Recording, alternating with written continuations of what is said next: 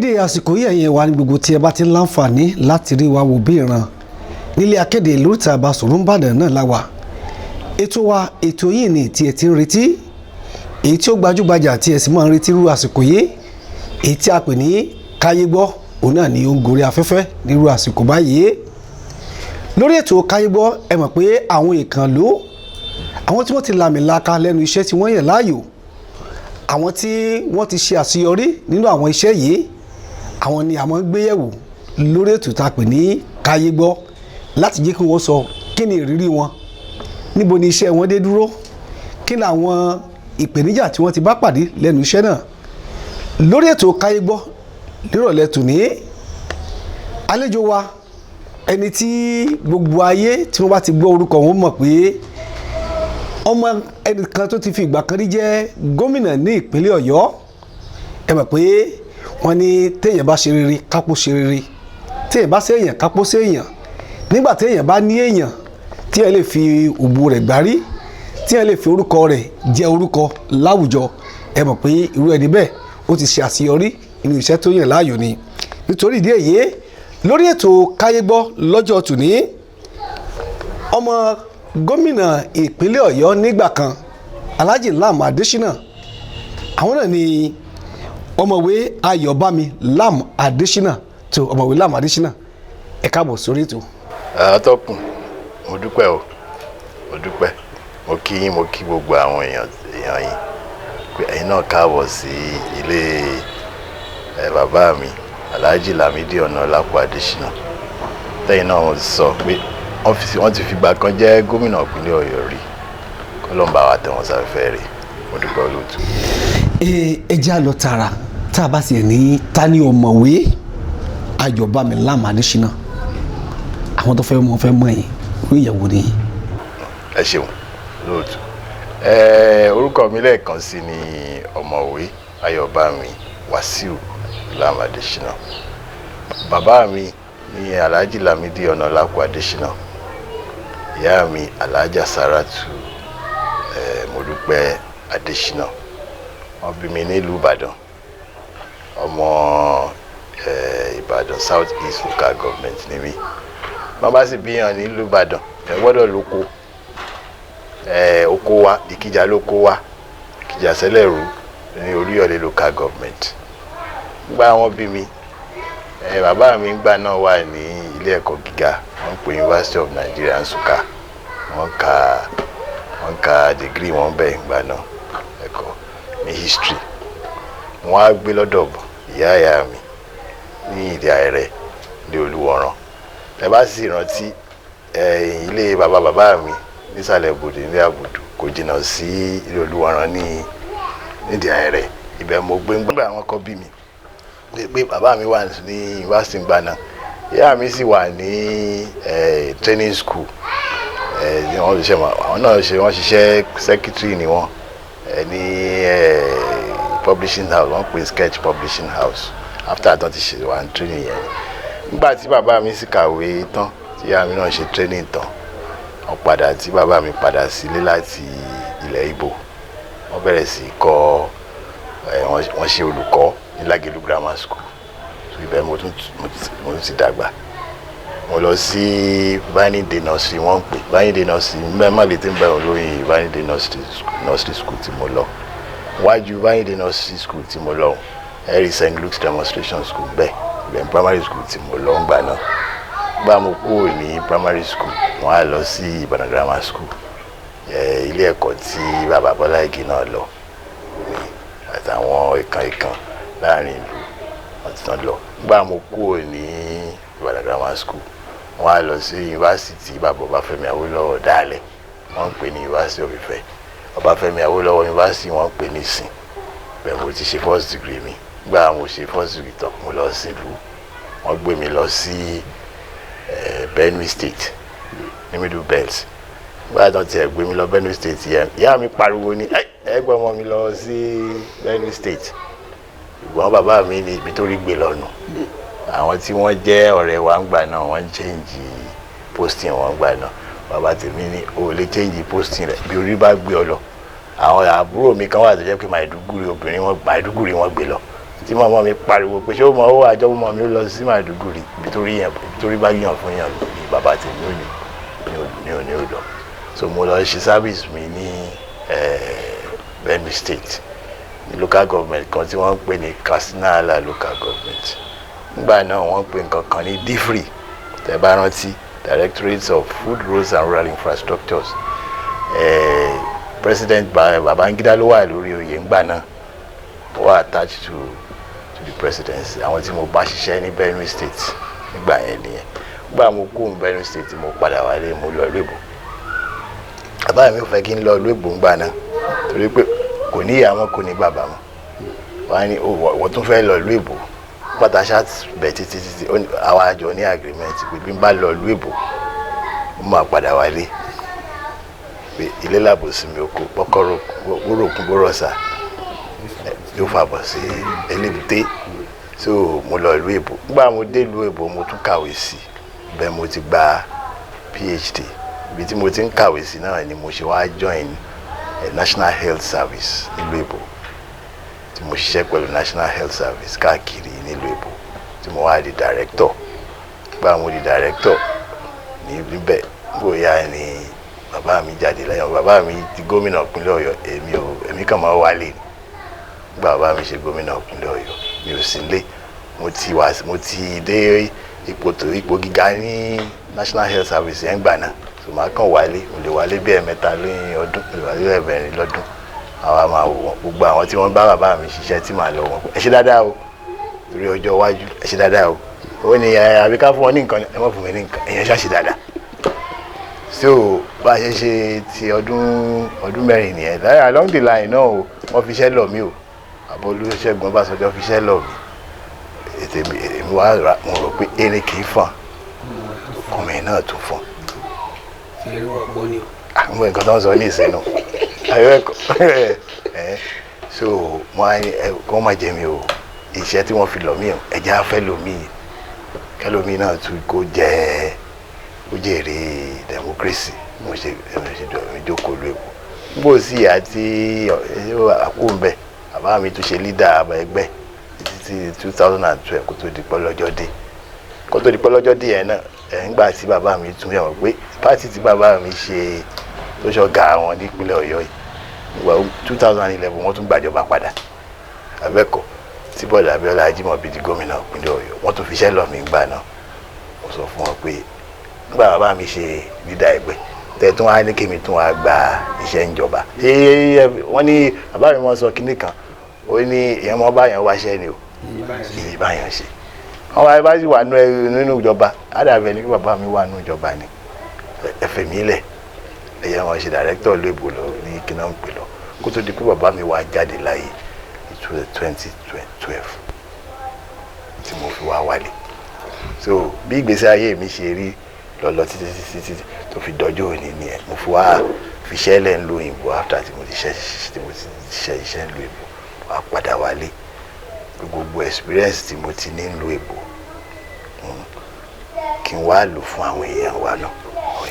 Bọ́dà Ọ̀mọ̀wé Ayobami Adesina, àwọn èèyàn mọ gómìnà náà Adesina Adesina gẹ́gẹ́ bí akíkanjú akíkakaka kọlọ́rọ̀ ọ̀gbọ́ ajàfẹ́tọ̀ọ́ òlu nígbà ayé wọn. Ìjẹ́ yìí náà sì ẹ̀ ní níta lè pè ní àwọn ọmọ arú èyí nínú ìdílé pẹ̀lú ìgbà ayé tẹ̀ ti gbé nílẹ̀ ìyá àtúntò. Ẹ̀yin ní ṣe mọ̀ yìí pé bẹ́ẹ̀ bá pe bàbá mi, gbogbo ayé bàbá mi wà láyé, bẹ́ẹ̀ bá béèrè pé ǹjẹ́ akíkanjú ni àwọn ò lẹ́tọ̀ọ́ láti sọ pé akíkanjú làwọn. Àwọn aráàlú ni ó sọ pé akíkanjú ni ẹ̀dá tí Ọlọ́run dá ẹrú Ọlọ́run yìí. Èmi mo ṣe wà yìí nígbà wọn ṣe nàdẹ́kù tí n bá sọ pé mò ń bọ̀ nílé, àwọn èèyàn sọ pé kí ló fẹ́ wá ṣe nílé, tí o fẹ́ kí wọ́n pọ̀ ni. Nígbà bàbá mi wà nílé nílé tí ìyá mi wà nílé, èmi ni mo máa ń wálé. Bí mo ṣe mọ Olúbàdàn wọ́n á yé ìdàgẹ́kọ̀ọ́ ni tí màá wálé màá gba information. Àwọn wà lú ìbò, bàbá tèmi wà nílé, èmi mo máa ń sábà máa bá gba information máa mú lọ fún wọn lú ìbò. nígbà yẹn náà bá ti dé airport wọ́n máa ń ṣọ́ wa wọ́n máa ń wá ṣọ́ wọ bàbá mi nù lé ni wọ́n bá ti ń gbé mi lọ sí airport wọ́n mọ̀ tẹ̀lé wa títí tá a fi dé airport nígbà wọ́n bá já mi ilẹ̀ ní airport tó ń wà bá mi pé kí ni náà pé àwọn ni mo wá wo bàbá mi nìyà tí wọ́n wá máa fọ̀rọ̀ wá mi lẹ́nu wò àti bẹ́ẹ̀ lọ. So nǹkan tí mo ń tà láti sọ fún yín ni pé lọ́dọ̀ nínú tèmi ìṣesí ìgbésí ayé tèmi ó dàbí ìgbésí ayé bàbá tó bí mi lọ́mọ ni ṣùgbọ́n àwọn kan wà náà tí mo tún mọ̀ ní ìgbésí ayé mi tó jẹ́ pé ìgbésí ayé tí wọ́n ń gbé ó jẹ́ àwòkọ́ṣe fún mi. Ìkíní ó ní bàbá Ọbáfẹ́mi Awólọ́wọ̀.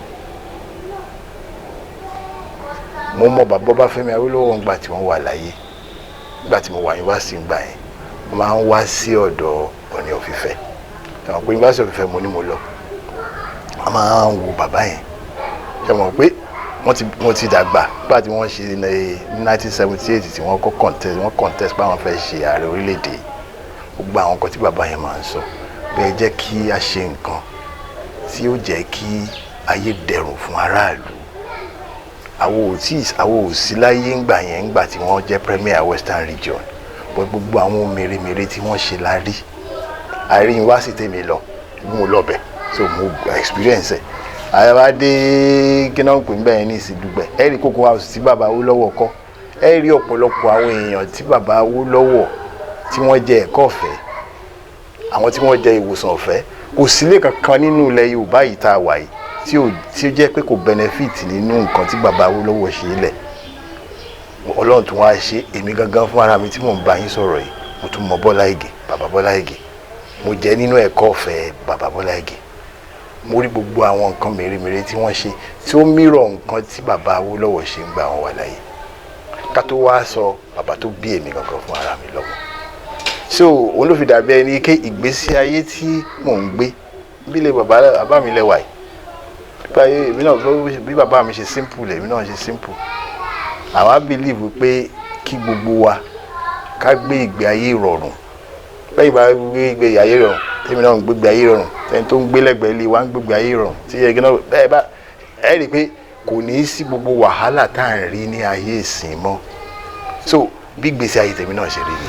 ọ̀dà ẹ ṣeun gẹ́gẹ́ bí akọ́ṣẹ́mọṣẹ́ ẹni tí ó kẹ́kọ̀ọ́ jáde ní fásitì nípa ìmọ̀ sáyẹ́nsì mo wò pé geophysics ó lè ṣe ẹ tún jẹ́ onímọ̀ nípa kágbẹ́ kàngádẹ̀rọ àbí tá a bá wo bí ọ̀rọ̀ kàngádẹ̀rọ ṣe wá di méjì péré lóde òní ṣe faramọ́ bí gbọ̀ngàn ti ṣẹlẹ̀ tó yẹ pé àkàrí kálukú sàn ń gbẹ́ bọ́ọ̀hù. nígbà tí ṣe mọ̀ yí pé a bá ń sọ̀rọ̀ bọ́ọ̀hù omi ó ṣe pàtàkì fún ọmọ aráyé a ní ìdí omi láti rí omi ó depend lórí irú ilẹ̀ tá a bá ní ìgbà míì wà tó jẹ́ pé láti gẹ́ẹ̀tì omi nínú ilẹ̀ ó lè difficult ìyẹn dé ní ìjọba ó ṣe pàtàkì kí àwọn náà máa wò ó pé gbogbo wa la ní ìdí omi ìjọba ń kùnà torí pé most especially ní gbogbo ìgbà ayé ológun láti ṣe make sure pé nínú ìlú Ìbàdàn yìí àbí nínú ìpínlẹ̀ Ọ̀yọ́ everybody ló lómi kọ́tà ń pè tí bàbá Awólọ́wọ̀ máa ń pè ní essential goods of life ni èèyàn gbọ́dọ̀ ní omi nǹkan tó fà tó fi dàbí ẹni ike ọ̀rọ̀ pàǹgbẹ́ bọ́ọ̀hù ó di nǹkan ńlá ní láàrin àwa aráàlú nìyẹn tó bá jẹ́ pé láti bẹ̀rẹ̀ pẹ̀pẹ̀ most especially nígbà ayé ológun wọ́n ti make sure ike wọ́n rí pipe tí wọ́n ti gẹ́ẹ̀tì omi tó jẹ́ pé kò ní ìdí kí aráàlú máa wá omi ká ó lè jẹ́ pé àmọ̀ san owó ẹ̀ náà ni o tí ó jọ̀wọ́ tí ó tẹ̀lé torí bóyá bá lọ sí gbogbo orú àwọn ìlú ọba yẹn àwọn ò nídìí láti drill borehole but ní ọ̀dọ̀ wa ní bíbáyìí làwa ti ń drill borehole. pẹ̀lú bọ́ọ̀hù táwa ń gbé yìí kàngádẹ̀ tó à ń gbé ojoojúmọ́ yìí ṣé ẹ jẹ́ ká wo ọjọ́ iwájú ṣé à wò pé àìfàìmọ̀ kí ilẹ̀ rírì nígbà yìí bá gbẹ́ ń bì tẹ́mi gbé lọ́hùn tẹ́yìn gbé lọ́hùn ṣé kò ṣeé kí ilẹ̀ rírí ó túnmọ̀ báwọn náà fura ń bì. Kò yẹ kákan máa gbẹ kí gbogbo everybody kan máa gbẹ òun náà fi ń sọ yìí pé ó yẹ kí geophysical survey wà ó yẹ ká ní policy ní òfin tó jẹ́ pé yóò sọ yìí pé kó tó lè gbẹ́ ilẹ̀ kan báyìí ló ní láti ṣe o kan báyìí ló ní láti ṣe o kan báyìí ló ní láti ṣe o ìyẹn ni ó máa jẹ́ kí tí ò ní jẹ́ ká rí ilẹ̀ rírì yẹn tẹ́ ń sọ yẹn gbọ́ngbà tó bá ti jẹ́ pé kò sófin tí ò sí geophysical survey tó wáá di pé gbogbo èèyàn ó kàn gbẹ́lẹ̀ tí torí láti rí omi wọ́n ṣàlò èèyàn ṣá ní ìdí omi but ìjọba ló ní láti dìde ńlẹ̀ láti sọ pé kí policy pé kí wọ́n gbẹ́kànga rèé bí wọ́n ti mọ̀ gbẹ́ ní kan báyìí ni wọ́n ní láti ṣe gbogbo yẹn ni ìjọba need láti moderate. jalè pé ìjọba gan ti wá kùnà nù àbí inú ojúṣe rẹ̀ láti pèsè ohun amáyédẹrùn pàápàá jùlọ omi. bẹ́ẹ̀ni.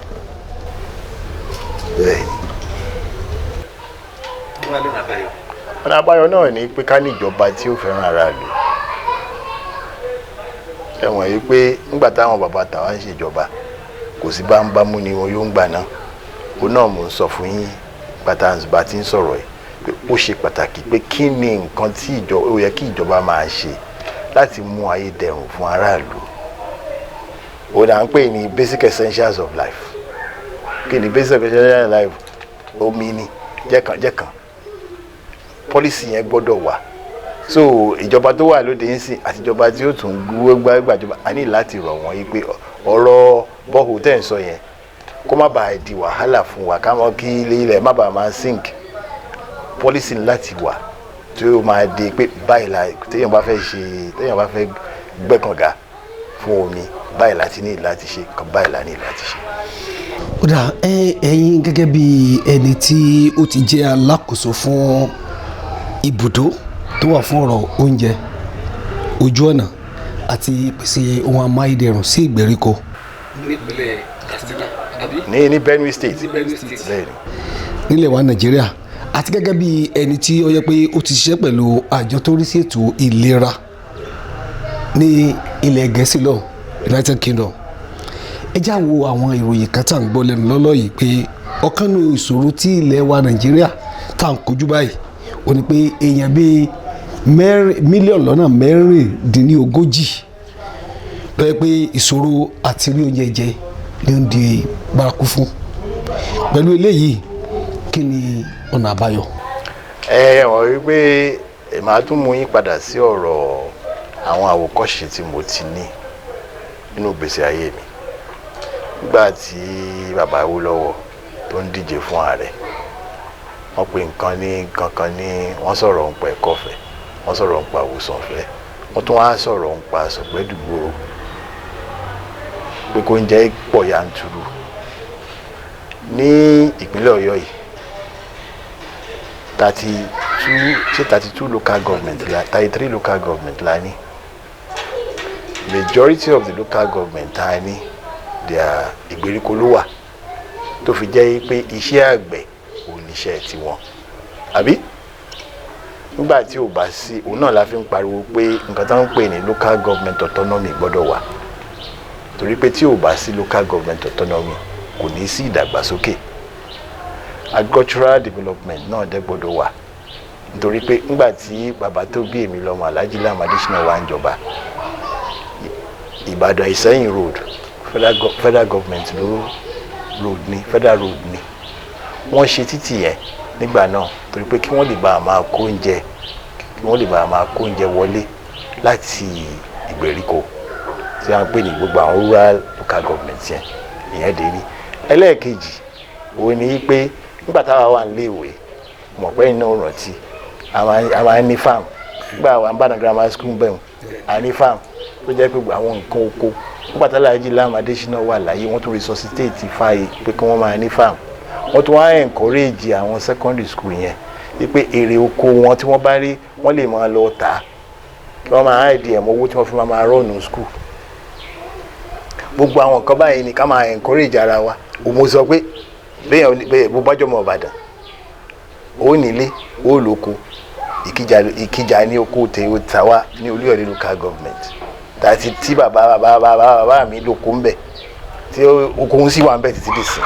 So tí gbogbo irú àwọn nǹkan báyìí bá wà tá a dẹ̀ ní local government autonomy tí àkóso local government wà tí wọ́n ń rí owó, part of the department tó wà ní local government, department of agriculture máa wà ń bẹ̀. Eléyìí máa jẹ́ kí oúnjẹ máa pọ̀ yanturu tí wọ́n mọ̀ gbé wá sínú ìlú tí ebi òfin ní máa pa àwọn èèyàn wa. ẹ̀yin wa tó wáyé pé ẹ̀ ń sì ń darapọ̀ mọ́ wa lórí ètò ní Kayegbo olètò èyí tí a wà lórí rẹ̀ nírú àsìkò yìí. Ẹni tó sì ti ṣiṣẹ́ lókè òkun àti nílẹ̀ yìí àwọn ni àlejò wa, àwọn náà ni a fi bá ṣe ìfọ̀rọ̀wérọ̀ lọ́jọ́ tòní. Ọ̀mọ̀wé Ayobami Adesina ni. Ẹ̀yin gẹ́gẹ́ bí ẹni tó ṣiṣẹ́ pẹ̀lú àjọ tó rí sí ọ̀rọ̀ ètò ìlera láti pèsè ètò ìlera fún àwọn èèyàn pàápàá jù àwọn èèyàn ẹsẹ̀ kókó, kí ló ṣe àkóbá fún ètò ìlera wa láwùjọ yìí? Torí wípé ètò ìlera wa tẹ́lẹ̀ àti gbọ́pínlẹ̀ wa Nàìjíríà yìí o, ààrẹ Mẹ́kà agbọ́pọ̀ tí wàá gba ìtọ́jú ilé ìwòsàn UCH rí, ṣùgbọ́n ipò tí ètò ìlera wa wà nísìn kí ló bó la sì débẹ̀ àti pé kí ló nà àbáyọ. Torí pé àmójútó ni àwọn ìjọba ológun, most especially àwọn ìjọba ológun, wọ́n ti gbàgbé pé ìlera lọ́rọ̀. Wọ́n pè ní health is wealth. And nǹkan tó tiẹ̀ tún wá tún ṣe pàtàkì bẹ́ẹ̀ ni pé nígbà tí bàbá mi wà níjọba between 1999 and 2003, màmá mi Alhaja Saratu Adesina, àwọn ni wọ́n dá wa nǹkan tó ń pè ní health is wealth yẹn lẹ̀ ní ìpínlẹ̀ Ọ̀yọ́ bíbáyìí. Àwọn tí wọ́n bá mi ṣiṣẹ́ nílùú òyìnbó, wọ́n máa ń kó wọn wálé kí wọ́n wá ṣe diabetes test fáwọn èèyàn wa, wọ́n wá ṣe blood pressure test fáwọn èèyàn wa, and so on and so forth. But nígbà tá a wà ní secondary school náà, gba wà ní Ìbàdàn grammar school, a máa ní health center wà bẹ́ẹ̀. Mo rí pé ẹ̀yin náà rẹ́rìn, a ní health center tó jẹ́ pé tọ́mọ bá sick wọ́n ní pé kó lọ sí health center tó jẹ́ pé nọ́ọ̀sì wà ń bẹ̀ ń gbà náà, dókítà wà ń bẹ̀ tí wọ́n tọ́jú wà ń gbà náà. Nígbà tá a wà university the same thing. Wọ́n nígbà tó jẹ́ pé nígbà wọ́n bá fi sọ pé gbogbo health center tó wà nílùú wọ́n operate wọn mọ́. Ọ̀pọ̀lọpọ̀ àwọn ọmọ wa tó jẹ́ pé wọ́n jẹ́ doctors, nurses, wọ́n ti lọ òkè òkun tán torí wípé kò sí good condition of service fún wọn lórílẹ̀-èdè Nàìjíríà. Nígbà mo iṣẹ́ ń lu ìbò, a máa lọ visit àwọn hospital káàkiri. Màá dé hospital mi tó jẹ́ pé Yorùbá wọn mọ̀ sọ, màá rò pé Yorùbá làwọn nurses àti àwọn doctors sọ. Nǹkan tó mì ní pé ibi tí wọ́n ti bí mi ni wọ́n ti wá, wọ́n sì ti pọ̀ yanturu torí pé condition of service tí wọ́n fún wọn nílùú òyìnbó ó bẹ̀tà nǹkan tí wọ́n rí níbí báyìí, gbogbo wọn fi ń yapa. So kò sí good health center, àwọn personnel tó yẹ kó doctors and nurses gbogbo wọn ti yapa tán. Ara àwọn kan tó fà tí health condition wà nílùú yìí tó fi mẹ́hẹ̀ nìyẹn. Nígbà bàbá mi jáde láyé, mo dá foundation kan lẹ̀ ní ìrántí bàbá mi. Ara àwọn kan tá a máa ń ṣe kínní yẹn pẹ̀lú foundation kan náà tí wọ́n dá lẹ̀ ní ìrántí bàbá Emmanuel Alayande nílùú Ìbàdàn yìí náà. A lọ ṣe ìfúnpá fáwọn èèyàn lórí ẹ̀jẹ̀ ríru, a ṣètọ̀ ṣúgà fáwọn èèyàn, a test ojú wọn. Ní ọdún kan tí last year tá test ojú wọn, tá ṣe ìfúnpá fún wọn, tá check ẹ̀jẹ̀ ríru, mo rí pé àwọn ẹlòmíì tẹ́ bá rí health condition wọn tí ó fi jẹ́ pé bí nǹkan kan bá ṣe wọ́n, tí wọ́n bá fi ní tí wọ́n bá fi ní stroke, Ọlọ́run ló lè gbà wọ́n. Gbogbo àwọn nǹkan tó yẹ kó jẹ́ nǹkan tí ó jẹ́ nǹkan tó máa ṣe àǹfààní fún ìlera wa, tí ó yẹ pé kò yẹ kó difficult fún wa, ló ti wá difficult torí pé gbogbo àwọn infrastructures tó yẹ ká ní láàní. Ní ìsìn náà ìgbà míì wà tí àwọn èèyàn wà bá mi pé doctor, àwọn ní ìdògùn báyìí, èyí táwọn rà ó dàbẹ̀ ni pé fake ni, pé àwọn ti ń lò. Màá wá ọ̀dà oògùn wá láti ìlú òyìnbó pé kí wọ́n máa lò. Nígbà wọ́n bá lò, ara wọn mọ̀ yá, which means pé oògùn tí wọ́n ń lò tẹ́lẹ̀ tí wọ́n ń rà lórí gbáǹbì báyìí fake ni.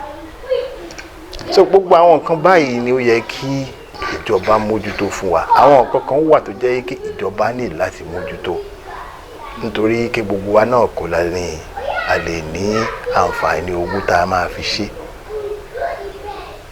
Public health wa ní ìlú yìí ó yẹ kí a raise profile wọn, owó yìí sì wà tó yẹ ká fi ṣe, ṣùgbọ́n nígbà tó bá jẹ́ pé ẹ̀wọ́ tó wà tó yẹ ká fi ṣe a fi ṣe. tó ẹyẹ wa ibi tí a sì padà lé lórí ètò wa Kayegbo fún ti ọjọ́ òní rèé, ohun gbogbo tó di ní ọjọ́ mẹ́jọ lágbára lọ́wọ́ Elédùà nígbà tí a ó tún pàdé papọ̀ pẹ̀lú àlejò yìí kan náà. Títí ìgbà náà Gbénga Olókèdé lórúkọ tí mò ń jẹ́. Ilẹ̀ Nàìjíríà kò ní bàjẹ́ o, ire o.